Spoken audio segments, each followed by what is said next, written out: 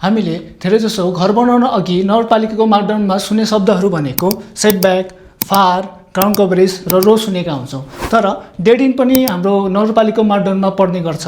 तर एक्चुअलमा यो चाहिँ डेड इन भनेको चाहिँ के हो? वास्तवमा डेड इन भनेको तपाईको जग्गाबाट बाटो 50 मिटरभन्दा कम बाटोमा टुङ्गिएको छ अथवा बन्द भएको छ भने त्यस्तो बाटो वा जग्गालाई चाहिँ हामीले डेड इन भन्ने गर्छौँ। जस्तै डेड इनको चाहिँ हाम्रो छुट्टै किसिमको एउटा मापदण्ड पर्ने गर्छ भन्दाखेरि जस्तै डेड इनको चाहिँ मिनिमम हाम्रो बाटोको विड्थ चाहिँ 10 फुट भए पनि पुग्ने गर्छ भने नर्मल्ली चाहिँ हाम्रो 13 फुटको बाटो चाहिँ मिनिमम चाहिने गर्दछ। र डेड इनकोमा चाहिँ तपाईँको मापदण्डमा चाहिँ सेटब्याक चाहिँ के हुन्छ, के हुने गर्दछ भन्दाखेरि हाम्रो लम्बाइतिरबाट बाटो छ र तपाईँको यो साइड चाहिँ यो छ भने तपाईको यो केसमा चाहिँ हाम्रो सेटब्याक चाहिँ 3 फुट मात्रै छोड्नुपर्ने हुने गर्दछ भनेदेखि तपाईको डेड इनको चाहिँ चौडाइबाट चाहिँ तपाईको डेड इनको बाटो यता परेको छ भनेदेखि तपाईको यो साइडबाट चाहिँ तपाईले मिनिमम पनि सेटब्याक 5 फुट छोड्नै पर्ने गर्दछ।